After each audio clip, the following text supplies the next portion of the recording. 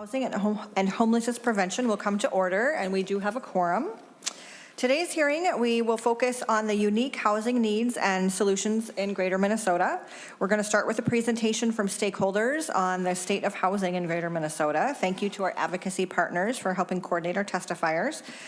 Coalition of Greater Minnesota Cities, Greater Minnesota Partnership, and Minnesota Association of Small Cities. Okay, so we will begin. Mr. Tomasoni, if you are ready, please unmute yourself and introduce yourself for the record and begin. All right, sound test. Can you hear me okay? We can.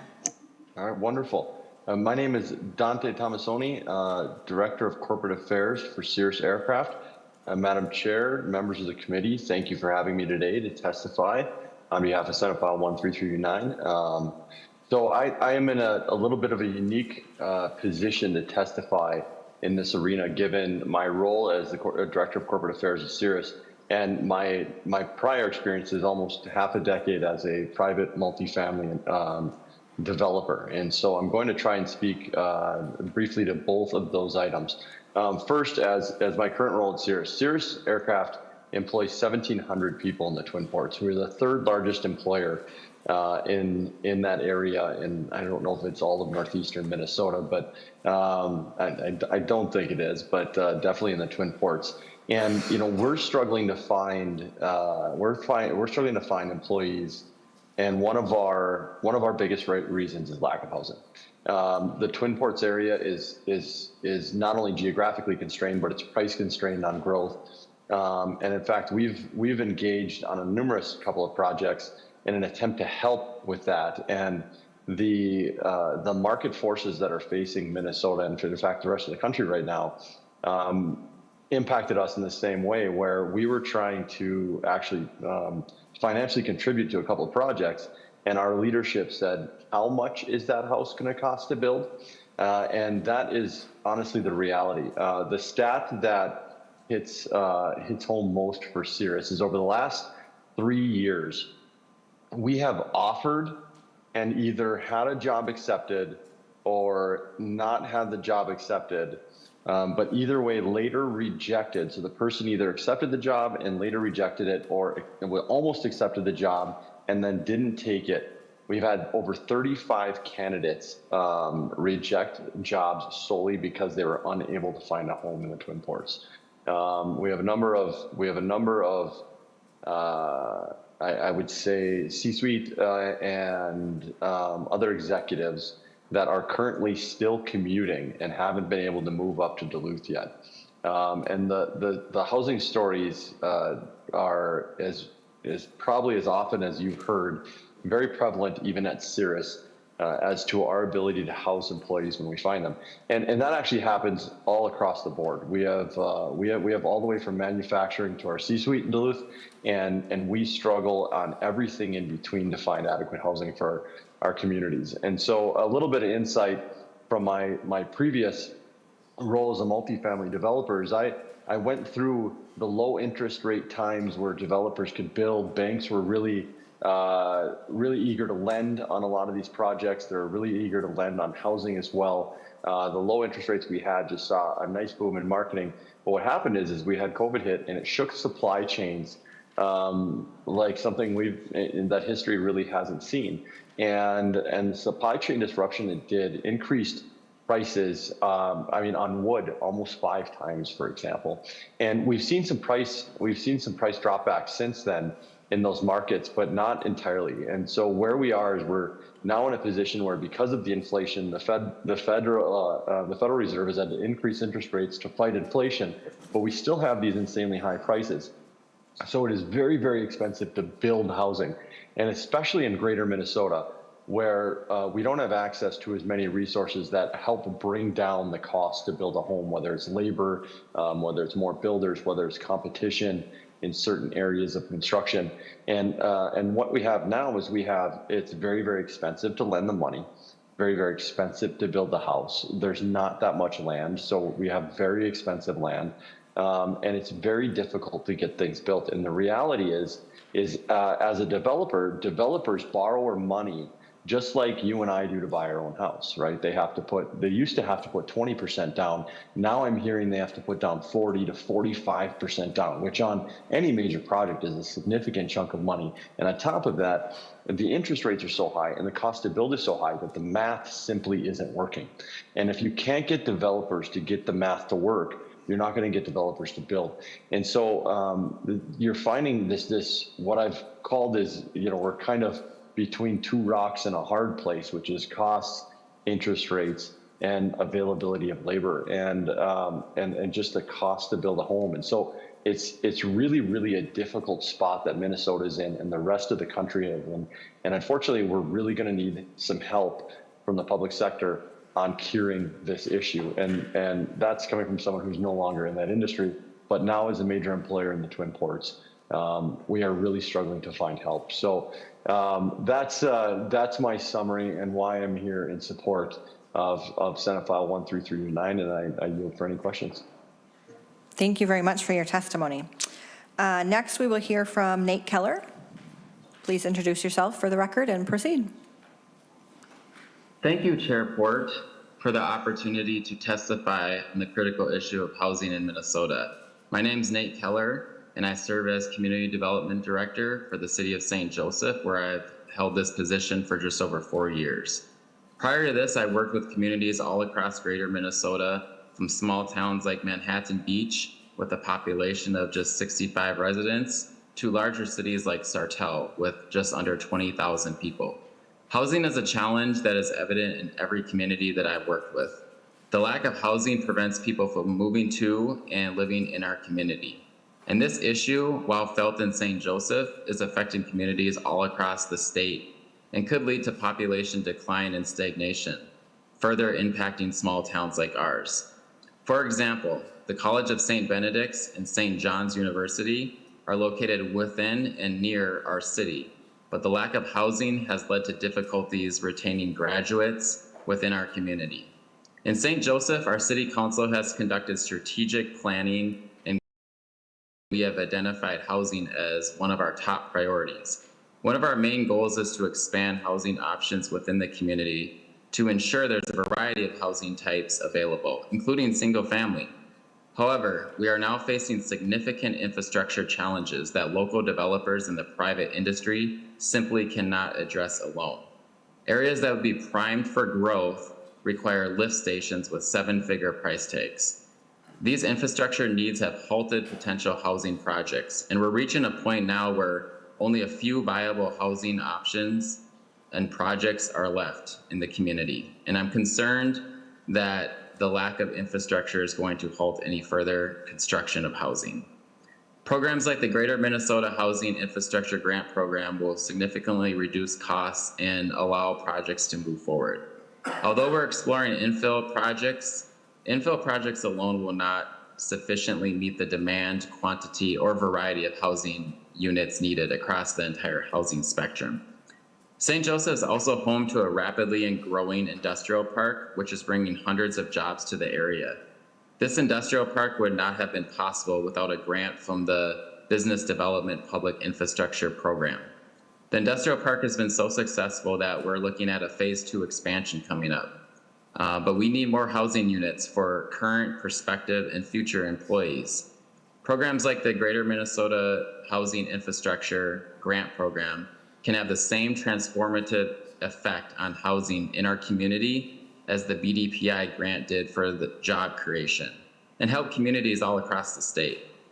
I want to thank you, Chair Port, for the opportunity to speak on behalf of St. Joseph, as well as the Coalition of Greater Minnesota Cities, on the critical topic that is impacting communities all across the state. I also want to thank Chair Port and Senator Hauschild and other authors of the bills before you today, putting more money into the Greater Minnesota Housing Infrastructure Program, Workforce Housing Program, and other important housing programs in Greater Minnesota. And finally, thank you for everyone working hard across all private and public sectors to address the critical housing need in all areas of our beautiful state. I'll hold for any questions. Thank you, Mr. Keller. Next, we will hear from Ted Brokaw. Please introduce yourself and proceed. Thank you, Chair Port and members of the Housing Committee for allowing me to testify on these important housing issues today. My name is Ted Brokaw, and I'm the Director of Public Works for the City of International Falls, up in Senator Hauschild's district. We are grateful to him, to Chair Port, and the other bill authors who are supporting the Greater Minnesota Housing Infrastructure Program and other housing programs for Greater Minnesota. Like many other cities throughout Minnesota, we need more housing of all types. Affordable housing, low-income housing, and market-rate housing, and in all different sizes, including single-family, smaller and larger multifamily. As I mentioned, I'm not the zoning person or a community development director. I'm the Public Works Director. But when we are looking at adding housing, it's me and my department that are trying to get past the barriers to housing. We are not developing wide swaths of land. We're challenged to balance maintenance of existing infrastructure while also strategically extending infrastructure to unserved parcels within city limits for housing development. We are working on several pilot projects to meet our city's housing needs. These pilot sites include market rate, single family lot development, low income housing through infill development, and a 2 to 3 block area for factory built homes. To prepare these areas, we need to add infrastructure that includes water, sanitary sewer, storm sewer, street lighting, and new roads. Adding infrastructure is expensive, and costs can vary greatly depending on the location in the state. Due to our geographic location, what costs another city $450,000 to develop infrastructure for a single 300-foot block costs us $870,000 in International Falls. Asking a developer to build affordable housing with these infrastructure costs is an impossible task, which means we struggle to attract developers. Programs like the Greater Minnesota Housing Infrastructure are important tools for helping to get more housing built and making it more affordable. We appreciate the legislature creating this program and ask that you provide more money because it is much needed across the state. On behalf of International Falls and the Coalition of Greater Minnesota Cities, thank you, Senator Port, Senator Hauschild, and the other authors for helping to support this program and other important housing programs such as the workforce housing programs. They won't solve everything, but they will make a difference as we tackle our need to expand infrastructure, attract developers, and meet our housing needs. Thank you. Thank you, Mr. Brokaw, for your testimony. If all of our online testifiers are able to hang on, that would be great. We'll next hear from Cap O'Rourke, and then we'll move to member questions if there are any. Mr. O'Rourke, welcome to the committee. Please introduce yourself and proceed.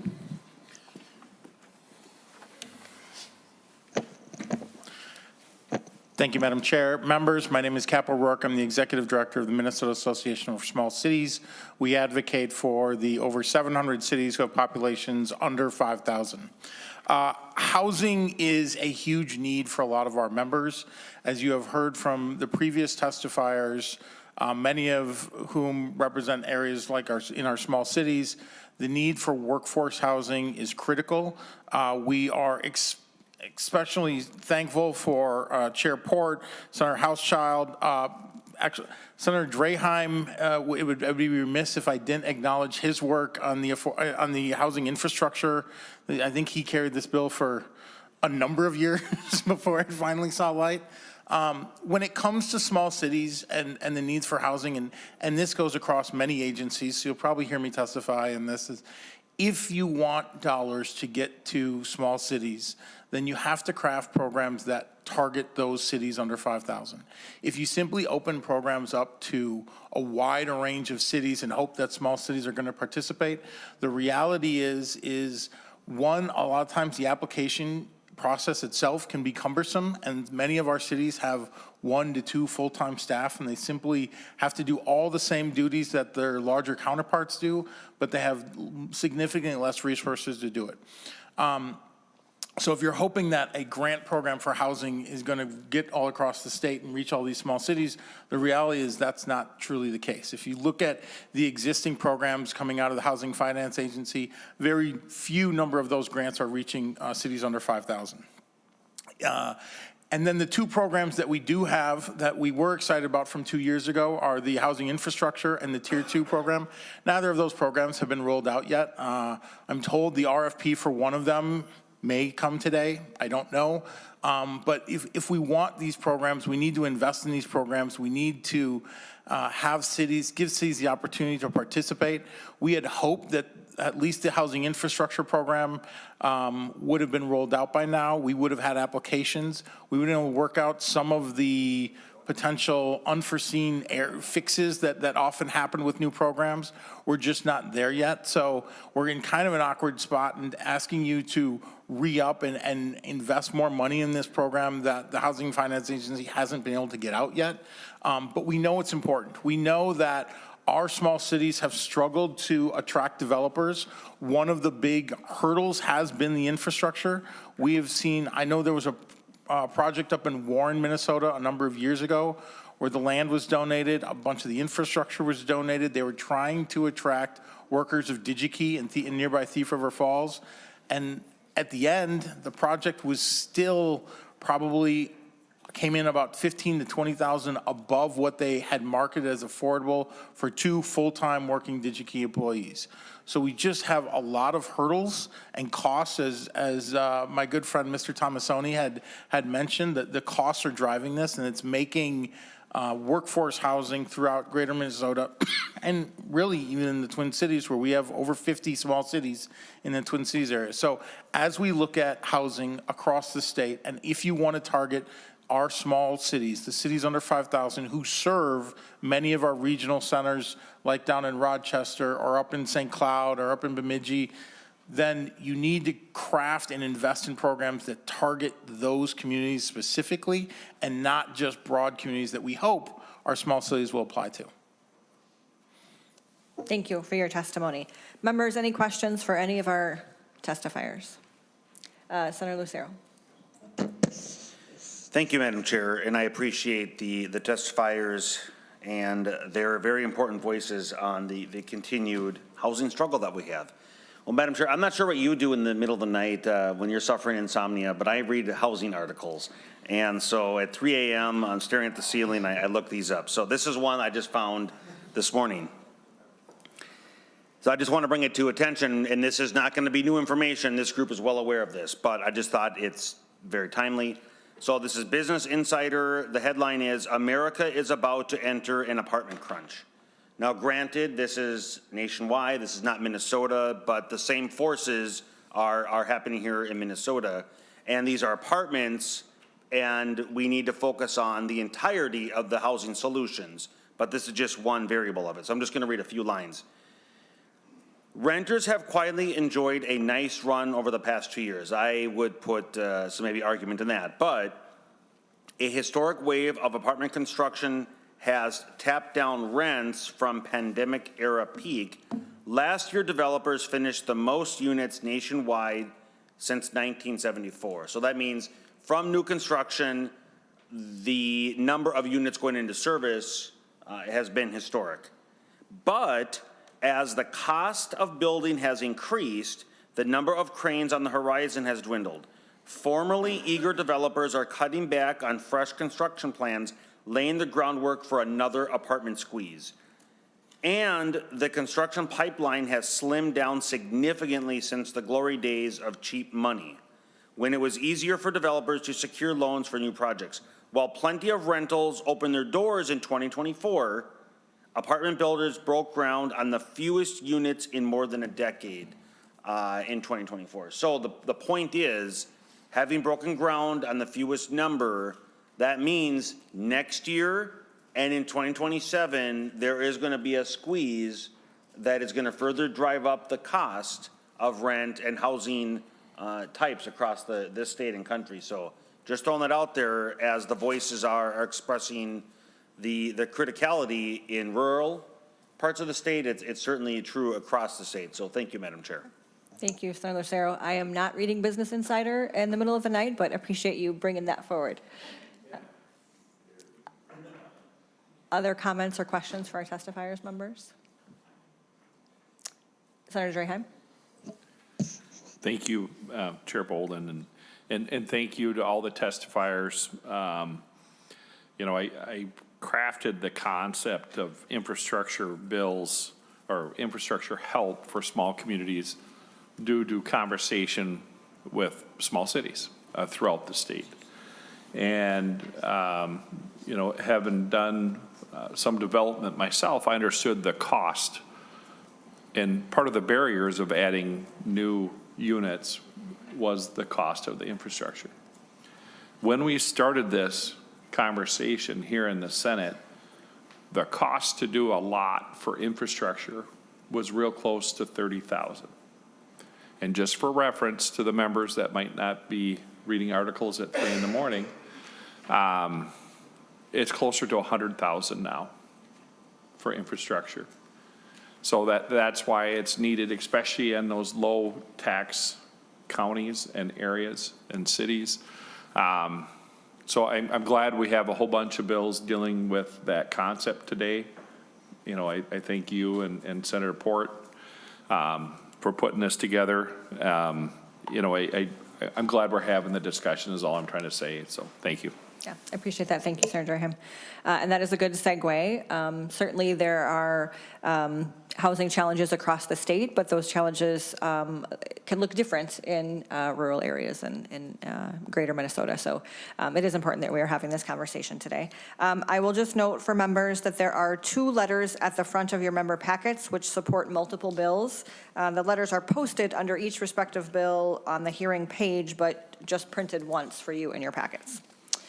And with that, we will proceed to our first bill, Senate File 906, which is a Senator Port bill, and Senator Putnam has graciously agreed to present that for us today. So as he is making his way to the table,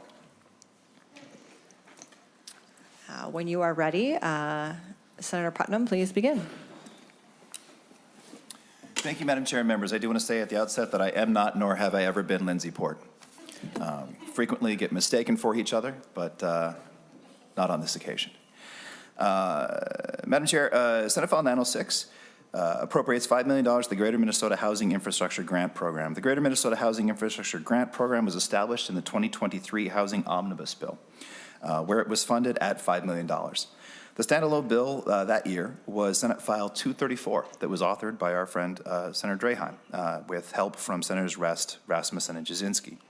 The program provides grants to counties and cities for up to 50% of the cost of public infrastructure necessary for workhouse housing developments.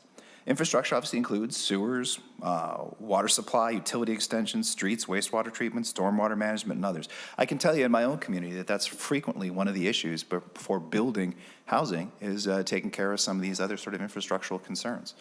So these kinds of resources would be tremendously beneficial for Greater Minnesota in particular. The Greater Minnesota Infrastructure Program is projected to launch its RFP in March 2025. The League of Minnesota Cities, the Greater Minnesota Housing Fund all support this bill. And I'd also, on behalf of Senator Port, like to thank her co-authors, myself, Senator Bolden, Senator Draheim, and Senator Champion. Thank you, Senator Putnam. One testifier we have is Bob Hawley. Welcome to the committee. When you are ready, you can introduce yourself, please, and proceed.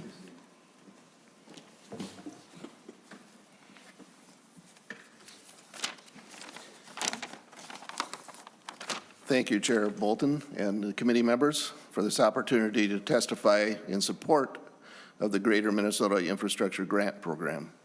My name is Bob Hawley. I'm the Executive Director of Goodhue County Habitat for Humanity with an office in Red Wing.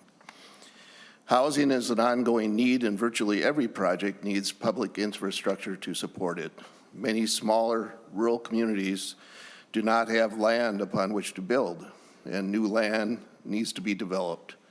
The infrastructure necessary to support these new developments is costly and is often a barrier to building workforce housing and homeownership opportunities. Even without the cost of infrastructure, construction costs increases of 25 to 30% are already making it difficult to provide affordable homeownership opportunities. We support continued investments in the Greater Minnesota Housing Infrastructure Program. We're grateful for the funds that were invested into the program in 2023. We know that ongoing and increased investments for this program are needed to reach more cities and communities across the state. This program comes at an exciting time for our Habitat affiliate. We acquired 5 acres in the city of Red Wing, which we are calling Hope Heights. We are collaborating with the city of Red Wing to place 26 homes on the property under a planned unit development agreement. Infrastructure work is necessary, and the city has agreed to apply for a Greater Minnesota Housing Infrastructure Grant on behalf of our project. We are hopeful that almost 50% of the construction costs can be covered by the grant. Goodhue County Habitat for Humanity will raise the remaining funds. The development has wonderful support from the community and from the neighbors. The housing shortage in Greater Minnesota negatively impacts economic opportunities in all of our communities. Affordable workforce homes are essential to support a strong middle class, create thriving communities, and ensure households and workforce stability. Please support investments in housing infrastructure in Greater Minnesota. This is an opportunity to significantly increase the supply of housing and to improve the access of rural Minnesotans to safe, stable, and affordable housing. Thank you again for this opportunity to testify. Thank you for your testimony. Senator Putnam, any other thoughts before I'm going to call on Senator Port for a few words, and then we'll move to member discussion. Anything you would like to add? No, thank you, Senator Chair. Senator Port.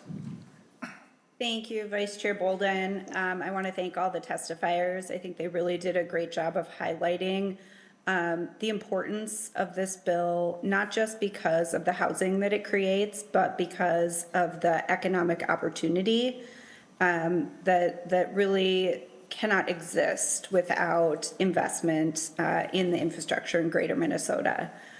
We see people who want to stay in that community, kids, once they graduate high school, go to college, or just find a job in the community, can't find a place to live to raise their families.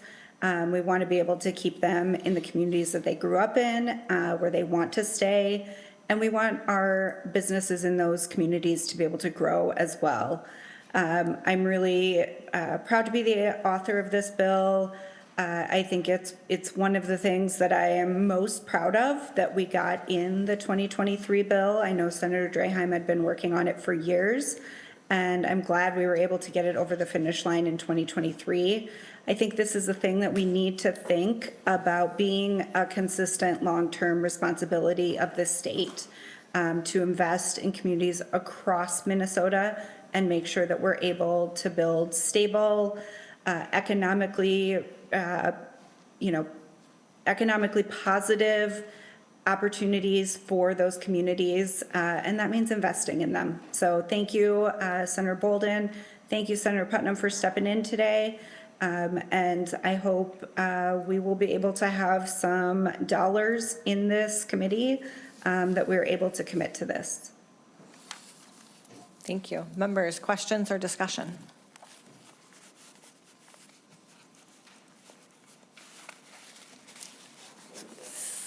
Seeing none, Senator Putnam, any final words? Thank you, Senator Bolden, Chair Bolden, for hearing the bill. Thank you, Senator Port, for writing it, and the co-authors for all the work they've done in the past. And most importantly, I think we need to give Courtney a birthday present and pass this along and give it lots of money since it's Courtney's birthday today. Thank you, Senator Putnam. And this bill, Senate File 906, will be laid over for possible inclusion in a future omnibus. So we will move next to Senate File 1339. Senator Hauschild, you are welcome to make your way to the table and begin when you are ready.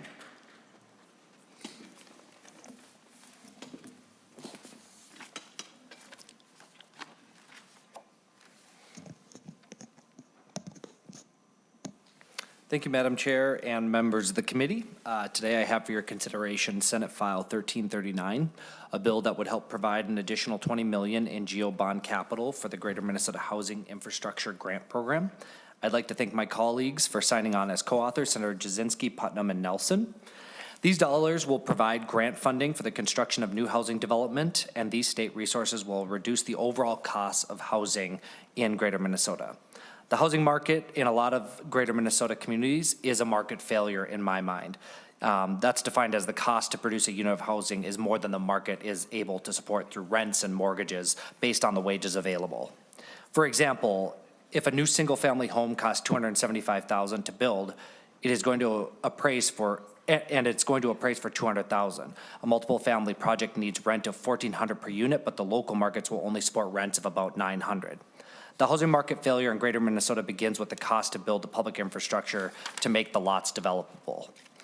While the program will not solve Greater Minnesota's housing issue, it will be a tool for our communities need to build new housing. And with that, Madam Chair, I do have a couple of testifiers, I believe, or maybe I don't, I'm not sure. Thank you, Senator Hauschild. I believe I'm aware of one testifier, Kristen Nsidi. Welcome to the committee. Please introduce yourself and proceed. There you are, thank you. Thank you, Chair Bolton, members of the committee, Senator Port, and Senator Hauschild for your leadership on both of these bills. My name is Kristen Nsidi, and I'm the CEO and president of Habitat for Humanity of Minnesota. And just thank you again for having the opportunity to be here. I know I've been here before, but Habitat for Humanity of Minnesota is a state support organization that supports the 24 Habitat affiliates that serve the communities across the state, 23 of which serve Greater Minnesota. And you just heard from Bob Hawley with Goodhue Habitat out of Red Wing about his experience with the important need for this program. And it's just one example of what we hear from our partners across the state about their needs for infrastructure investments. And we're thrilled to see these two bills come together. We believe that the need across the state is beyond one investment, and think that this would be an excellent use of public investment to help build more affordable homeownership opportunities across the state. The other thing that we typically hear from folks when we're talking about barriers to building more homes, and we heard earlier as well from cities and communities, is just the steep investment needed from cities to put in infrastructure. We have some community habitats where those costs are then passed down to the Habitat affiliate, which then gets passed down to the low and moderate income homeowner who's purchasing that home.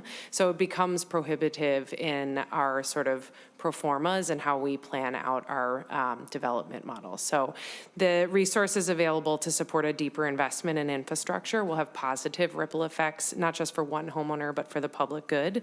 And we believe that these resources are in high demand across the whole state. Thank you so much for the opportunity to testify. Thank you for your testimony. Senator Hauschild, anything to add before we move to discussion? Okay. Members, questions or discussion? Senator Abler. Well, just so he doesn't feel left out, you have to ask a few questions.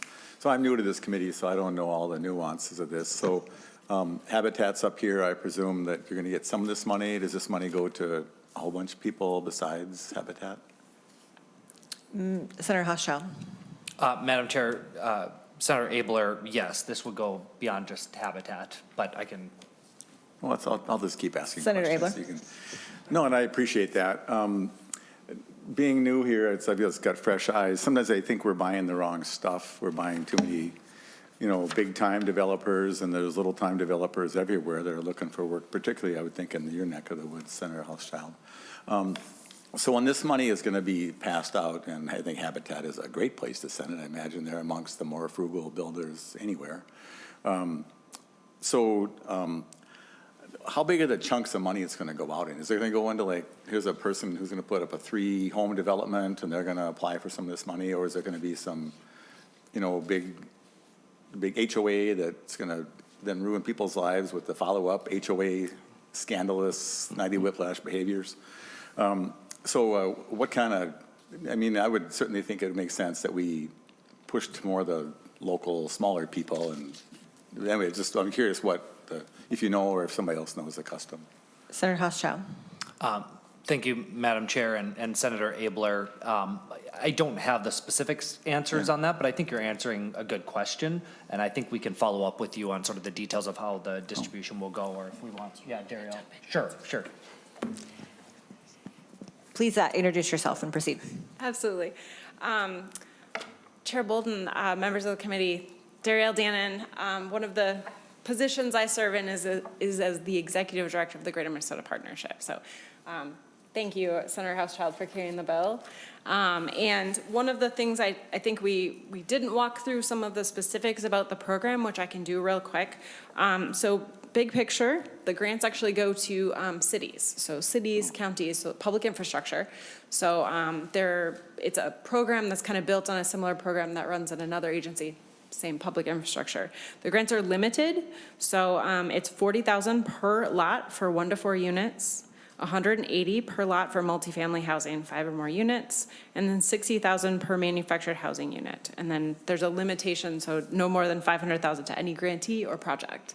So yes, your suggestions are well taken, Senator Abler. Yeah. Senator Abler. And thank you, and thanks that I'm not crazy. So I just, having sat through here, most times when I've been watching the housing money, here comes 100 million, here comes 500 million, and off it goes. I'm like, yay, we did something. As money becomes leaner and tighter, I think the more carefully we can do stuff like this, and think about small builders who make up the backbone of their communities compared to some big company that blows in, and I mean, hire fine people and everything, but thank you. And I think my question wasn't quite right for your bill, but it did draw out a good answer, so thank you very much. Other questions or discussion, members?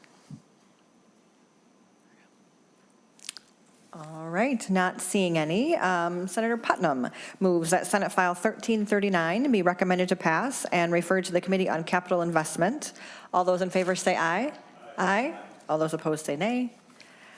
All right, the motion prevails, and Senate File 1339 is recommended to pass and be referred to the Committee on Capital Investment. Thank you, Senator Hauschild. We'll next move to Senate File 1227. Welcome to the table, Senator Draheim. When you are ready, please proceed. Thank you, Chair Bolden. I wasn't come up here singing happy birthday, but like usual, Senator Putnam stole my thunder. Happy birthday. Members, I love the discussion today, and welcome to the newer members, Senator Clark and Senator Abler. For those who've been on housing, we've talked about infrastructure being one of the barriers for a long time. Senator Abler's point of making sure it goes to more narrow focused groups, I think is part of the intent of some of the infrastructure work we've done over the years. I think my original bill on it had to be developments of 16 lots or less for that intent only. So let's get into areas that a big developer wouldn't come into and use up some of that land, hopefully at a more affordable rate, to make housing a little less affordable. If we could pivot to Senate File 1227, Chair. This is just a ripoff of my original bill to something I know Senator Port and myself have had a lot of discussion on, and that's senior housing. And, you know, we did some changes over the years that I've been involved in housing up here. One, adding senior housing to the bonds, the HIBs. Changed some little things like that, but we really haven't looked at senior housing. And, you know, in my area, housing is a little less sparse than most of the other members on the committee. And it can be really hard for those seniors that need to go to what I call a one-level living home, where everything's on one floor. And they can do their laundry, still be self-sufficient. And I think that's one of our goals, or what I think one of our goals should be, is to keep seniors in their homes as long as possible. But to do that, we need the housing inventory. And what I refer to as that one level living is very hard. Patio homes, et cetera, is very hard to find. And if I could, while I was thinking about this bill, I probably should have had it jacketed a little different. So today, I reached out to staff to have an amendment, the A1 drafted. And the A1 just adds what I refer to as people with mobility issues. So not only the same homes that would work for the seniors would also work for younger families, that a member of their family is in a wheelchair or had some other disability. So if we're gonna look at what we do as a state for housing, you know, I think like most programs, we try to tackle the parts of whatever subject matter we're trying to tackle. I think we should focus on the ones that most people aren't gonna focus on. And, you know, if infrastructure's up to 100,000 per lot, I don't think there's a lot of smaller cities or even bigger cities that are going to lobby to have some type of one-level living community brought into their home or their community. And then you take that down a little bit more, those young families with the disabled member of the family. So I'd like to offer the A1 to 1227, Chair. Senator Draheim moves the A1 amendment. Members, any questions about the A1? You should have it with you. All right, all those in favor of the A1, say aye. Aye. Aye. All those opposed? All right, the A1 amendment is adopted. Senator Draheim. Thank you. So this does pretty much the same thing that most of the other bills that are up on the hearing today. It tries to give communities the option to use a state program that pays for 50% of the infrastructure costs. Infrastructure could include sewer, wastewater, extending streets, you know, retention ponds, I think are also available, et cetera.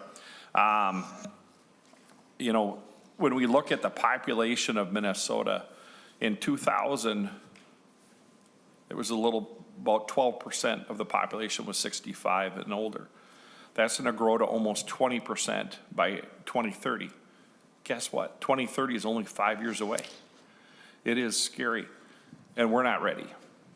So I hope as we move forward, Senator Bolden and Chair Port, when you're constructing the year-end bill, if there's a way we can address the senior housing issue that I think is coming. You know, we always talk units and we throw this big number out there. But for a young family with able-bodied members of the family, they can figure out almost anything. But if you have a member that has mobility issues, it's going to be hard. So if we were going to prioritize something, I think this would be along those lines of a higher priority than some of the other concepts that we come up with. So that's it. I hope everyone will support the concept. I'm sure it'll be laid over. But I stand for questions. Thank you. Members, questions or discussion?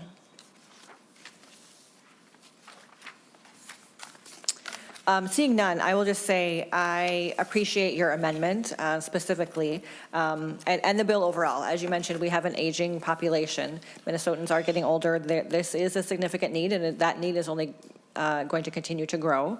And it is, you know, having people stay in their homes is what people want a lot of the time, and it is certainly more cost effective. And so it is the right thing to do. I specifically appreciate your amendment expanding it to accessibility. I will say I have a son with disabilities who uses a wheelchair. After his accident, I knew that my home was not accessible. I was looking to move to a house that was accessible for him, and I could not find one. There was not a home I could find in Rochester that was accessible, that met our needs.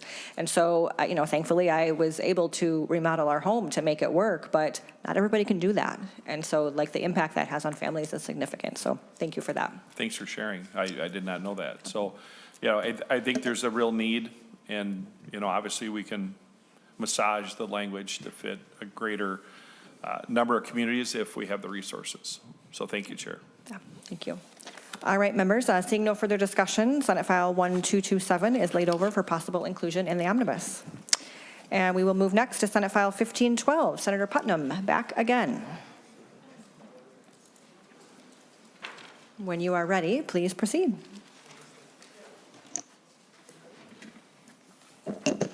Madam Chair, Senator Lucero. because it's his second time up, I think he's obligated now to sing happy birthday. I think we have an objection from the table here.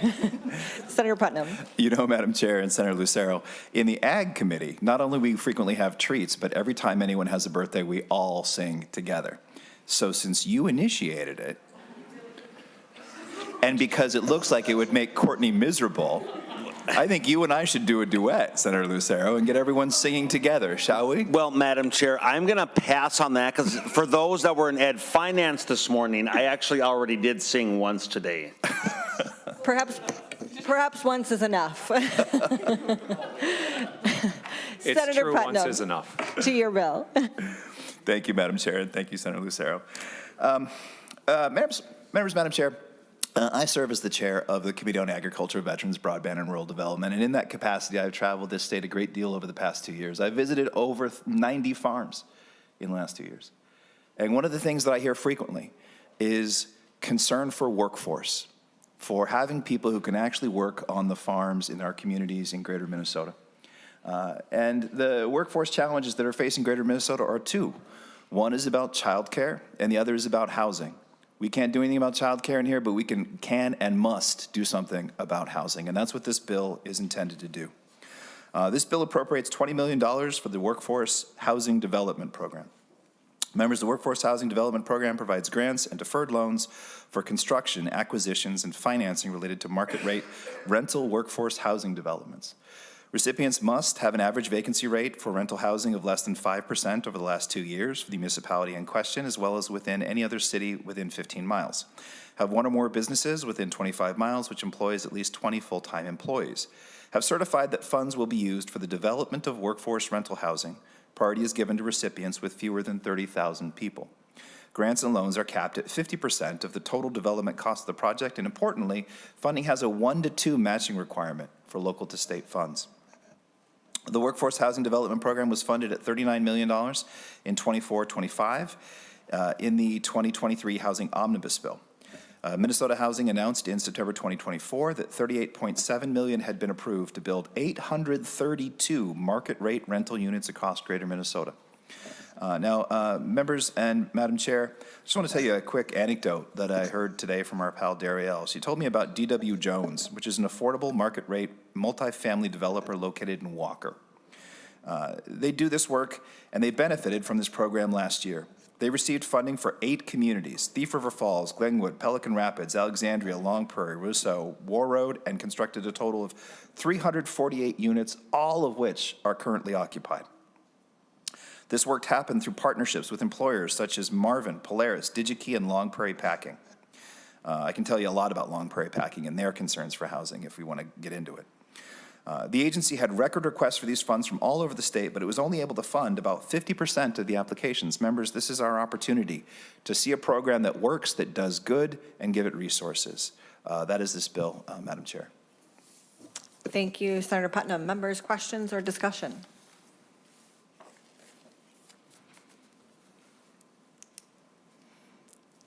All right, seeing none, any final words, Senator Putnam? Thank you very much, Madam Chair, and thank you to the committee.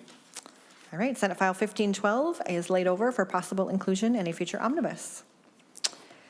Next bill, Senate File 859, is Senator Farnsworth with us?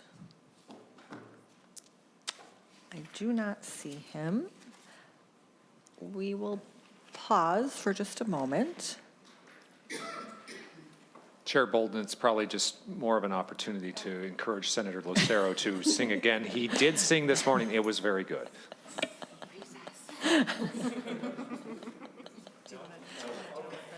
Sure.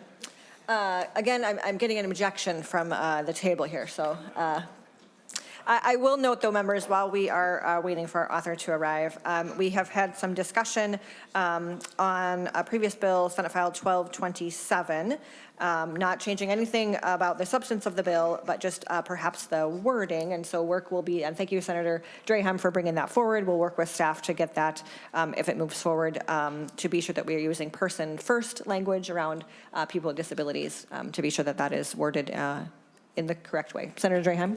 Thank you. That was Senator Abler's recommendation, and it sounds great to me, so I appreciate you addressing it. Yes. Chair, can we just amend it now and be done with, pull that 1227 off the table? We can do that. Senator Draheim, we will bring back up Senate File 1227 before us. So I would like to offer a oral amendment, if we could Senator have council state the oral amendment. Ms. Painter. Madam Chair and members, so that would be an amendment to the A1 amendment. So page 1, line 3, delete disabled, and after persons insert with disabilities. Senator Draheim. Perfect. I appreciate it. Members, is that clear to everyone? Any questions about that? All right. So we will vote on the Draheim oral amendment. All those in favor say aye. Aye. Aye. All those opposed say no. All right. The oral amendment to the A1 amendment to Senate File 1227 is adopted. And Senate File 1227 will then be laid back over for possible inclusion in a future omnibus.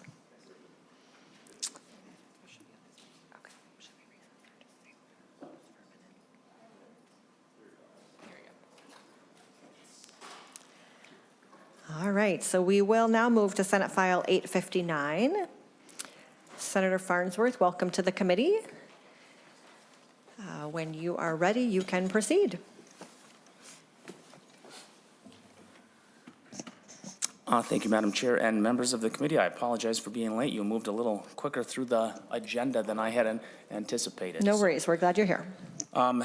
So thank you, committee, for hearing this bill. Senate File 859 provides a one-time $2 million appropriation to the Arrowhead Economic Opportunity Agency to establish a revolving fund for workforce housing rehabilitation. This one-time investment would be used to refurbish homes that have fallen into tax forfeiture and are in need of significant repair and would likely be demolished. The bill will do a couple of things. It will revitalize neighborhoods by saving existing homes, increase affordable workforce housing in northern Minnesota, and strengthen the local tax base by keeping homes on tax rolls instead of creating vacant lots that can't be used. Funds from the sale of the homes will go back into the rehabilitation revolving fund that will let AEOA continue to find and refurbish tax forfeited homes. And with that, I would like to turn it over to my testifiers. Thank you, Senator Farnsworth. First testifier is Scott Zahorik, who is online. Please unmute yourself, identify yourself for the record, and proceed.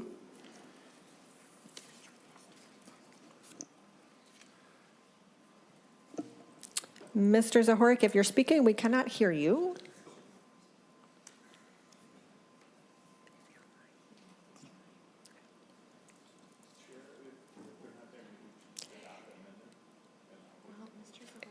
He's trying. We're working on some technical.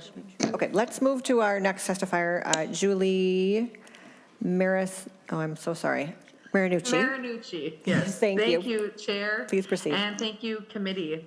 Can you hear me? Let's check that. Yes, we can hear you. All right, excellent. Thank you again for letting me speak to Senate File 859. Apologies, I can't be there in person. And just wanted to support, I am in charge of the Land and Minerals Department for St. Louis County, and we manage over 900,000 acres of tax forfeited land. This was a big topic of conversation last session, as you can remember, with the Tyler litigation and the importance of looking at these properties and their potential that exists. And we found a unique partnership with Iron Range Resources and Rehabilitation, along with AEOA, to look at the housing continuum and find what we had available to us, which was these properties that have been delinquent in taxes and eventually forfeiting to the state of Minnesota and are under the management of the counties on behalf of the state. These properties are complicated. They have been in disrepair, and if they continue to go unchecked, they end up in blighted conditions and end up having to be demolished. So the vision here was, we have a whole continuum of housing, part of which is salvaging these housing units and keeping them in play and making them habitable for families, as well as maintaining the aesthetics and the home densities within our communities through the reinvestment and the efforts in partnership with AEOA to rehab these houses from the ground up and keep them in play and in taxable status, as Senator Farnsworth had said. This project is really important, and I don't want to take Scott's testimony. Hopefully his mic's working again, but we're looking at a selection of houses now, but this is the forfeiture system is the system that keeps on giving. And every year we end up with new forfeitures and new opportunities to enter into these rehab arrangements. Minnesota Statute 282 is the one that governs the management of tax forfeited properties. And there is multiple channels within that for us to be able to continue to leverage these properties long-term and continue to preserve these housing units as part of the overall continuum. And they tend to be houses, like I said, that are in disrepair, that if we ended up selling them at auction as mandated with the new statutes, may end up in a continued blighted condition. So our goal here is to preserve the housing units, make them livable, and create that home for that family that's looking for kind of that starter home within our communities. Thank you, Ms. Marinucci. Thank you. Mr. Zahorik. All right, can you hear me now? Yes, we can. Very good. Please introduce yourself and proceed. Perfect. Apologize for the difficulties. Good afternoon, Madam Chair and members of the committee. And thank you for the opportunity to come before you this afternoon. My name is Scott Zahorik. I'm the Executive Director at the Arrowhead Economic Opportunity Agency, or as we're known locally, AEOA. A little bit about AEOA. We're a community action agency serving by legislation St. Louis, Lake, and Cook counties, which combined are a little over 13,000 square miles and 15% of the state. Over the years, we've worked with 9 other neighboring counties who've asked us to provide some of our services in their county where their local agency doesn't have these services. So we also do services in Aiken, Carlton, Chisago, Crow Wing, Isanti, Itasca, Couchiching, and Pine. And that combined service area is over 26,000 square miles and covers 30% of the state. AEOA is a nonprofit 501c3. We are in good standing. We're current on all of our forms and filings. And then we, like others that have testified before you in the rest of the state, have a shortage of affordable housing in Northeast Minnesota. And I'm coming before you today to ask for your help and support for this workforce housing project. Senate File 859 is a request from AEOA for $2 million in one-time funding, which will be used in that partnership with St. Louis County and the Iron Range Resources and Rehabilitation Board to acquire these tax forfeited homes from St. Louis County, rehabilitate them, and sell them as workforce housing to eligible buyers. Yesterday, when we testified in front of the Housing Committee in the House, it was brought up that across the state, we have a shortfall of over 100,000 units of housing in the state. And, this isn't a rural versus metro issue, but really we've got a statewide issue all across the state in every corner of the state. But this project would put the first units on the ground in a matter of months, and the homes will be decent, safe, affordable housing for a long time after they're sold. The funding, as Senator Farnsworth said, would be used to create that revolving pool of funds to rehabilitate these homes and to keep this going. And then once they're completed, they're going to be sold to eligible home buyers through a conventional mortgage, and the proceeds of those sales will be returned to the pool to continue this project. We know there will be a value gap in each of these projects of the difference between the total development cost and the cost of the home and the sale price of the home, which will be based on a post-rehabilitation appraisal of the property. The value gap funding will be sought separately and replenished as needed. So this is just base funding to continue program operations. We do have a commitment from the Greater Minnesota Housing Fund of $1 million in an interest-bearing construction financing loan. We also have the $250,000 commitment from the Iron Range Resources and Rehabilitation Board for the value gap of the first 5 homes. And we've been working with St. Louis County staff, Julie and her team, and have selected the first 4 properties to be rehabilitated. We've got 1 slated in Chisholm, 2 in Eveleth, and 1 in Aurora. The properties have been transferred from the county to the cities that they're in, and we're now in the final stages of the acquisition by AEOA of the properties. So as soon as we have the properties in hand, we're going to begin construction on them. We estimate it's probably going to take a full construction season to complete each property. And then to the folks that will be working on these projects, they're all going to be paid prevailing wages to the contractors and everybody that's working on the projects. And the other side of it too is it's good for local contractors, but it's also good for the businesses in the area that provide the supplies and things we need for these projects that we buy locally as well. So combined, this project in a lot of ways beyond just a home for the family that ends up in the home, which is the most significant part, but it's also going to help put a dent in our housing issue in a lot of other ways. And one thing I'd like to do is, if we move forward on this through the committee, is we're going to be offering tours as we get moving on some of these projects. We've already got money, that money with Greater Minnesota Housing Fund that I referenced, and also the money from Iron Range Resources. And I'd love to extend an offer to the committee and anybody that would like to come take a closer look at these projects and see exactly where we're going with them. But that said, I'd like to thank all of you and for your help and support for this project. So thank you. Thank you, Mr. Zahorik, for your testimony and invitation. Senator Farnsworth, any other comments before we move to discussion? Just that this is a good program, and thank you for considering it. Members, questions or discussion? Senator Putnam? Madam Chair, I'd like to move the A1 amendment. Senator Putnam moves the A1 amendment. Senator Putnam.